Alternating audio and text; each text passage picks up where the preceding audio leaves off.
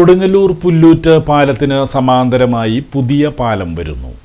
6.5 പതിറ്റാണ്ട് പഴക്കമുള്ള പുല്ലൂറ്റ് പാലത്തിന് സമാന്തരമായി പുതിയ പാലത്തിന് 46.31 കോടി രൂപയുടെ പുതുക്കിയ ഭരണാനുമതി കിഫ്ബിയിൽ നിന്നും ലഭ്യമായി. കഴിഞ്ഞ 10 വർഷത്തെ നിരവധി തടസ്സങ്ങൾ ഒഴിവായി പണം അനുവദിച്ചതോടെ സാങ്കേതിക അനുമതി കൂടി ലഭിച്ചാൽ ടെൻഡർ നടപടികളിലേക്ക് കടക്കും.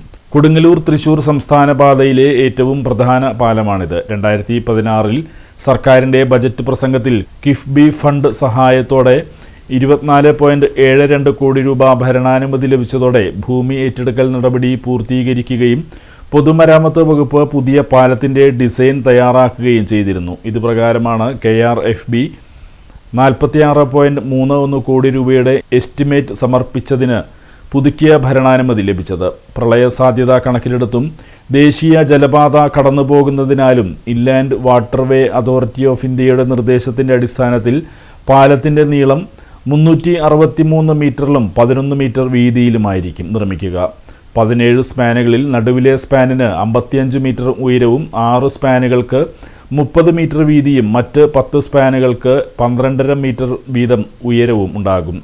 2 സൈഡുകളിലായി 300 മീറ്റർ അപ്രോച്ച് റോഡ് നിർമ്മിക്കും. എത്രയും പെട്ടെന്ന് ടെൻഡർ നടപടികൾ സ്വീകരിക്കുവാൻ ബന്ധപ്പെട്ട ഉദ്യോഗസ്ഥർക്ക് നിർദ്ദേശം നൽകിയിട്ടുണ്ടെന്ന് VR സുനിൽകുമാർ MLA പറഞ്ഞു.